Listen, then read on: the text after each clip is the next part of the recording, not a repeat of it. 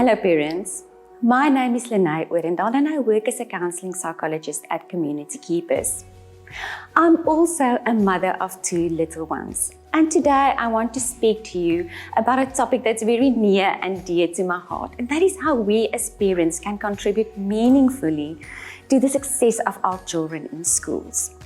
What can we as parents do to support our children in their education? At our CK offices, we have the privilege of every now and again having parents there. And all the parents usually ask similar questions. Things like, I wonder how my child is doing at school.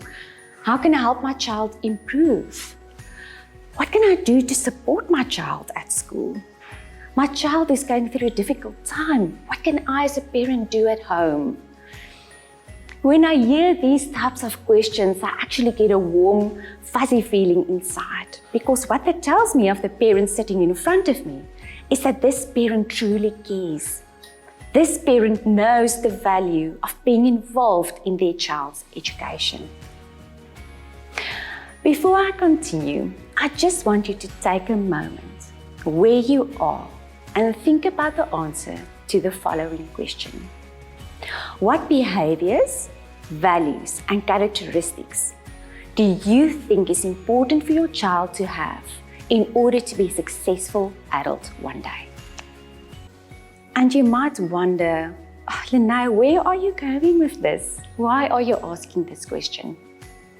Parents, the reason why I'm asking this question is because your answer to the question will determine what type of parenting is required of you.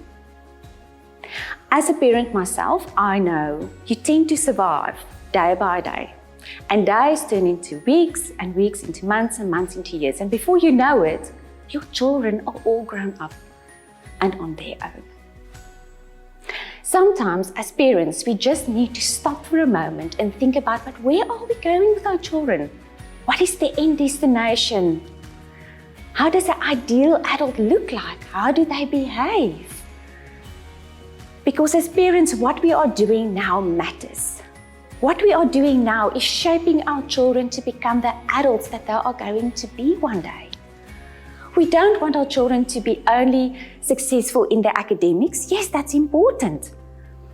But we want them to be well developed overall as human beings. So emotionally, socially, spiritually, and we want to prepare them for their jobs one day. That's why it's very important to just sometimes stop, think, and reflect. And every now and again, ask myself, am I still doing what I need to be doing with my child? Research has shown that the relationship between the school and parents is very important. It's actually vital. So they found that when parents and families are involved in their children's education, that it has positive influences on those children. They've actually done their research further, and they found that parents that were involved, or guardians that were involved in their children's schools and education, those children, they were better behaved, they made better choices, they had more self-control, they had better marks, and in the end, they turned out to be more successful adults. So what is the role of a school? The school is there to provide an environment in which learning can take place. But how does a successful school look? So the difference between a school and a successful school is that in a successful school, parents and teachers work together in an atmosphere of respect and understanding. There's an African proverb that says, it takes a village to raise a child. And it couldn't be more true in this case. It's not only the job of the teachers to teach your child, but it's the job of teachers, parents, and the community as a whole. When we as a village take hands and work together, we can support our children and give them a good education. So on your screens, you'll see there's a little triangle. This triangle is there to indicate to you the crucial relationship between parents and the school. We have to work together as a team, and we can only strengthen that relationship when there is trust. As parents, we are actually our children's first and most important teachers in this world. It's at home where they learn things like discipline and routines, values, characteristics, certain behaviors. What we found is that when children feel supported, not only at home, but also at school, they are more likely to reach their full potential. And who of us don't want our children to feel supported, to feel loved, and to reach their full potential, be the person that they need to be? And parents, it doesn't matter what is your income level, your social status, your race, your ethnicity. It doesn't matter.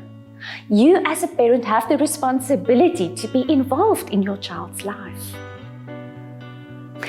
Okay, so I'm going to share some few practical strategies that you can try at home in order to support your child. Okay, so the first one is values. Now, each family member has a certain set of values that they live by. So, values actually form the foundation of a family's tasks and routines and behaviors at home. Now, you might wonder, but Lena, what is a value? Parents, a value is like a moral or a belief system that guides us in life. It tells us how to make good decisions and wrong decisions, what's right, what's bad. It helps to guide our decision making and helps to overcome challenges in life. So, if respect is a value in your home, for example, it's important that you talk to your child about what is our values. If respect is our value, how do I show respect on the outside world? How do I apply those values? Talking about respect, don't talk down about teachers or the schools in your home. Remember that your child hears everything. They see everything. If you are talking down, you are influencing your child's attitude, and we all know that will affect his or her performance in the end. So parents, your job is to identify your values, communicate those values, and coach your child on using those values. More importantly, walk the talk. If honesty is a value in your home, you must practice it. You can't go around telling lies then, because what you're saying to your child is, this value that we have, it's not really important. Okay, so on your screen you'll see there's a table. It has a couple of different values in it. One of those values could be honesty, which we've spoken about, and respect, having respect for each other, but also for our elders. Things like keeping our environment neat and tidy, not littering. Things like loving one another, listening to one another. It could even be more practical, like things like being on time for school, handing in tasks on time, because then we are considerate to other people. Okay. So parents, I hope this helps to identify your values, communicate them, and coach your children. So the second thing that I want to talk to you about is about discipline. Now, just where you are, I'm going to take you back a couple of years now. For some of you, it might be 10 years, others 20, maybe longer. But I want you to think back about, how were you disciplined as a child? What did your parents do? Did it work? Didn't it work? What are you using today? Are you doing the same thing with your children? And how did it feel to you when you were punished or disciplined in the same way? So parents, you might wonder, where is Lene going with these questions? Well, parents, discipline is teaching your children decision making. Discipline is teaching your children, how do I think for myself? It's teaching your child how to take responsibility in life. It's teaching your child self-control. It's teaching your child making good choices. Discipline is not supposed to be something negative, something to run away from. Discipline can be positive. Children should learn that, you know what, if I make good choices, there are good outcomes for me in this world. Discipline can be used or seen by parents as valuable teaching moments with my child. Parents, I get a couple of questions in the office, and it's usually something like, but how do children learn behavior? Where is this behavior of my child coming from? So obviously, there's many different ways in which a child can learn behavior. But the one thing that I want to focus on today is called modeling. Okay. So you have the responsibility to be the best role model to your child that you can possibly be. Remember, our children look at us for support, guidance, and how we behave. Just to illustrate to you the importance of modeling. How does a young child of 1 year, how do they learn language? Quickly think about it. How do children learn language? They learn language by looking at us. They listen to us. They hear us speak. They watch our mouths. And then they start trying it themselves. First babbling, and then we as a parent hear something that's similar to mama, and then we encourage them. We say, well done. Good job. And it's the same with our older children. They learn behaviors from us. They learn how to speak and behave from us. So parents referring to schools, talk positively about school. When you do that, you communicate to your child that schooling is important. In this house, school is a priority. Okay, good. So we've spoken about values and discipline and how children learn their behavior. Another thing that I want to share with you today is the value of routines. Okay, so what is a routine? A routine is a set time every day where certain things happen. So there's a time for bedtime, there's a time for meals, there's a time for outdoor play, for exercise, and also for homework. Why is routines important? Okay, so parents, when children have structure in their homes, it gives them a sense of meaning, a sense of security, a sense of belonging. Can you see? You should have routines. Those structures, especially our younger children, parents, they need the structure. They need that predictability in their lives, knowing what's going to happen. So last but not least, let's talk a bit about connecting with your child, communication. Parents, spend time with your children. That's the only way that you can bond with them. You can involve your son or your daughter in the evening meal. Tell them, come sit with mommy.